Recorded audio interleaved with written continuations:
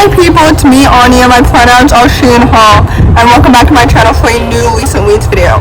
The first book on this list is called The Marbles. This book is a middle-grade fantasy following a young black girl who's going to a magical boarding school that's in the sky, and everyone's blaming her for all the weird stuff that's been happening, but she didn't do any of it, so she's trying to clear her name. This book was so good, and it was so well done. I say that while I rated it 3 stars, if I'm being completely honest with you, because like the world building was so engaging, so vivid, and absolutely so creative, and somewhat diverse, which I really appreciate. The plot was so engaging and it was so intriguing. I really preferred the first half of this book to the second half of this book, but I enjoyed like the main character, and I felt sympathy for her, because she's an underdog, and like she's being like underestimated but also being blamed for everything because people don't really like understand her family's magic, but like they do understand like the rest of the magic. I don't know if that makes any sense, but basically her magic particularly is being stereotyped as like the bad, weird magic. And I love books like that. I love books that have like weird main characters that society deems as weird or unusual or whatever, but they can't control being that weird. I don't know if that makes any sense at all, but basically, I rated this book 3 stars because it won't really stand out to me aside from the world building or anything like that, because like I didn't really love the way the rest of the plot in the second half of the book went. I don't know how to say that without spoiling anything, but basically I rated this book 3 stars. It was exactly what I expected since I had read The Bell's duology by the author previously, and I also rated both of those books 3 stars, so this book didn't necessarily disappoint me because it was exactly how I expected. I don't know if I would recommend it necessarily, but anyway, take that as you will. The next book on this list is called The Noh Family. I don't know if that's how you're supposed to pronounce it, so please correct me if I'm wrong. But anyway, this book is a YA contemporary following a young Korean girl who discovers that she has a family that she never knew that she had in Korea. And basically she's whisked off on this fun adventure, but sometimes maybe things are too good to be true. Who knows? Anyway, I didn't really like this book as much as I was really expecting to, although I already had low expectations, because frankly, first of all, I don't love stories in contemporary setting about a main character finding out that like she has a family that she never knew of beforehand, or finding out that she's like a princess, or like super wealthy actually when she thought that she wasn't, or like whatever, you know what I mean? I don't like those stories. Second of all, I don't like bodyguard romances, so with this book, I felt like the romance needed more like connection and more chemistry. So like with the way that it ended and with the way that it was like being developed or whatever, I didn't really care for it. So like when the ending happened, without spoiling anything, I wasn't as emotionally connected as I could have been or as I should have been. As for the characters themselves, I also didn't really care for them either, and honestly I should have DNF'd this book. I really should have. The plot itself was both engaging and predictable at the same time, and the story kind of reminded me of Crazy Rich Asians in that aspect, which by the way, I've only seen a movie, I've never read the book. But anyway, the point is, I rated this book 3 stars because it wasn't that good, and with that said, I really wouldn't recommend it. The next book on this list is called Burn Down, Rise Up.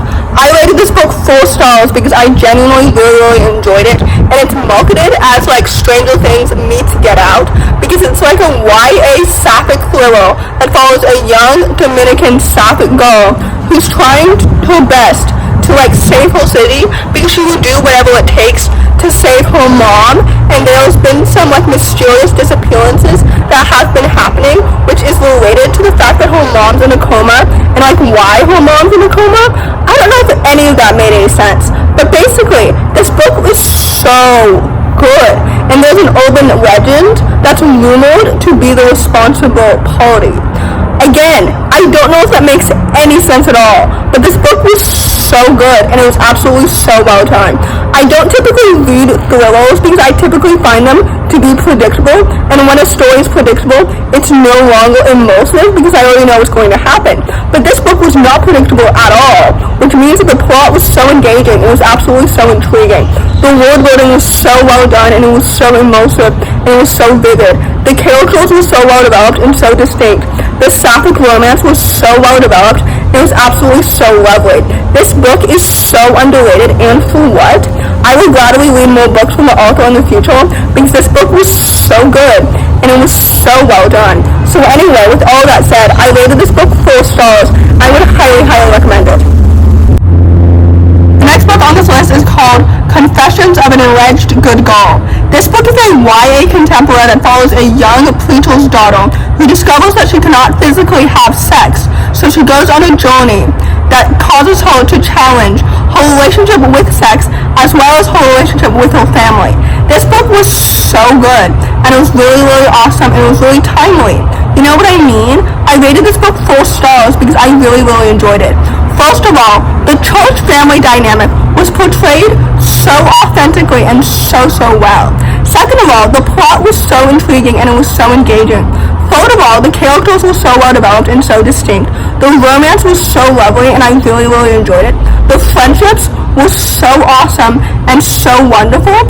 Honestly, this book definitely met my high expectations and exceeded them, and I had those high expectations because I've read the author's previous book, Excuse Me While I Ugly Cry, a few months ago, and it was so good, but this book was even better, you know what I mean? Anyway, with all that said, I rated this book 4.5 stars, and I would definitely highly, highly recommend it. The last book on this list, and typically I would say certainly not the least, but this book was the least, and it is I Kissed Cheryl. This book is a YA contemporary following a young bisexual sapphic main character who really wants to become valedictorian, except that a month before graduation, her rival disappears, and she wants to know why and how. I didn't really like this book as much as everybody else did, although, unlike everybody else, I wasn't really biased when I started this book. For those who don't know, this is the author's YA debut, and they're more famous for writing Red, White, and Royal Blue, which I DNF'd, and One Less Stop, which I have no interest in, and reading this book I now have less interest in. I rated this book 3 stars because I didn't really like it. First of all, let's start with the romance. The romance was academic rivals to lovers, and honestly, I don't really understand why they were rivals, much less why they were lovers, because they had no connection and no chemistry. As for the characters themselves, I didn't really care for the main character or her love interest. I liked the side characters, I liked some of them. I was interested, I will say, in the mystery surrounding Shara's disappearance. You know what I mean? I liked that. But like it ended very like anticlimactically. You know what I mean? As for like the rest of the story, I didn't really care for it. I should have DNF'd the story at 60%. If you read this book and you know what happens at 60%, now you know why. Anyway, so yeah, there's that. I didn't like the romance, I didn't care for the characters, the plot was intriguing in the beginning, but not really the rest of it. I don't understand the hype for the story at all. So anyway, with all of that said, I don't recommend this book at all, and it was very disappointing, and I don't understand the hype. So, in conclusion, if I were to rank these books from best to worst, I would rank them Confessions of an Alleged Good Girl, Burn Down, Rise Up, The Marvelous, The Noh Family, and then finally, I Kissed Cheryl. So, in conclusion, basically, I think that I would recommend all of these books except for The Noh Family and I Kissed Cheryl. So anyway, if you enjoyed this video, please don't hesitate to give it a big thumbs up. Comment down below the purple heart emoji if you made it all the way to the end of the video. Thanks for watching. Subscribe to my channel if you're new, and I'll see you in my next video. Bye!